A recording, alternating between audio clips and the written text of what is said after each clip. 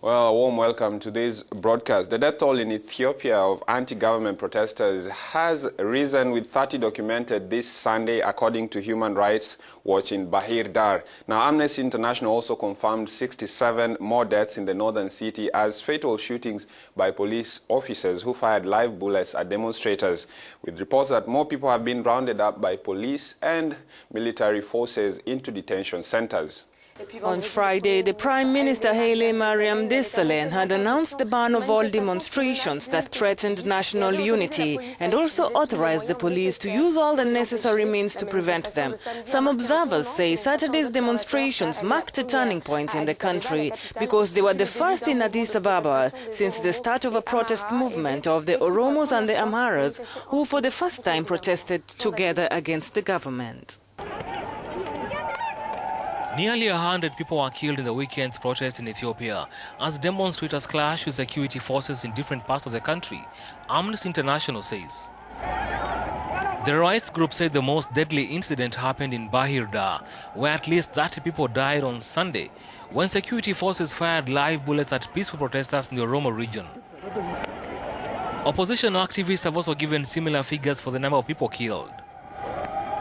There has been an unprecedented wave of protests in Ethiopia in recent months, with people in the Oromia and Amhara regions complaining about political and economic marginalization. The unrest was sparked last November by a plan to expand the capital into Oromia.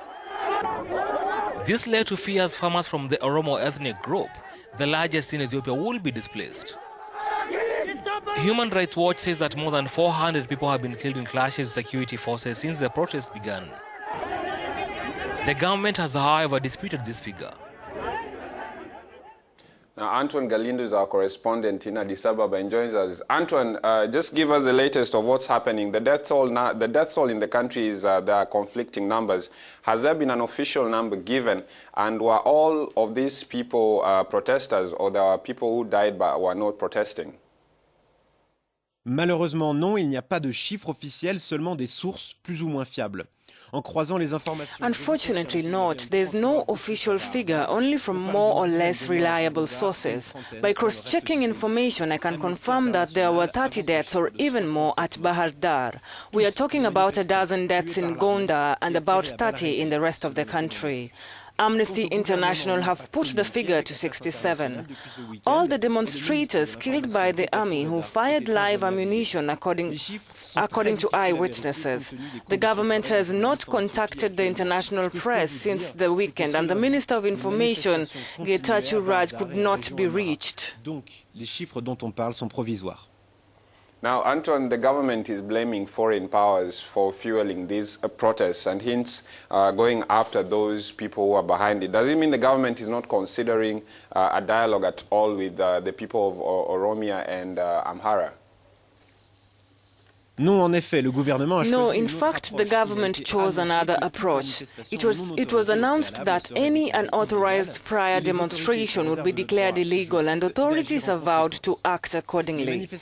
Events that took place last weekend in the Oromo and Amhara regions were not allowed because the government believes that they are powered by external forces to the country and are considered a hindrance to peace. It's an argument that has been extensively used by the authorities since the demonstrations began nearly a year ago. And it's true that Ethiopians in exile are very active on social networks. As far as I know, the opposition party have actual claims. They are asking for an end on the mistreatment of detained prisoners under the anti-terror law, their release, or at least an impartial judgment.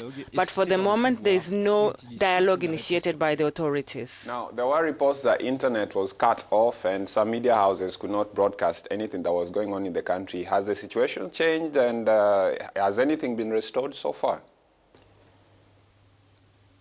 Yes, during the whole weekend, from Friday evening to Monday morning, it was impossible to send or receive emails. Telephone communications was controlled, and it was almost impossible to call abroad. It was very difficult for journalists under these conditions to tell of the situation at the right time, or even communicate with our sources in the country.